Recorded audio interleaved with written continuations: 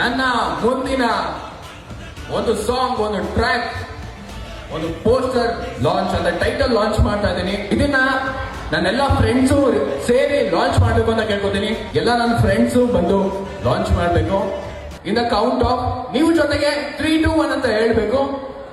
3, 2, 1 ಅಂತ ಹೇಳಿದ್ರೆ ಲಾಂಚ್ ಮಾಡ್ತಾರೆ. Ready? Ready, set, ready. 3, 2, 1. Champakali ಅಂತ ಇದು ನನ್ನ ಮುಂದಿನ ಟ್ರ್ಯಾಕ್ ನೇಮ್. ಚಂಪಾಕಲಿ ಅಂತ ಎಷ್ಟು ಜನಕ್ಕೆ ಇಷ್ಟ?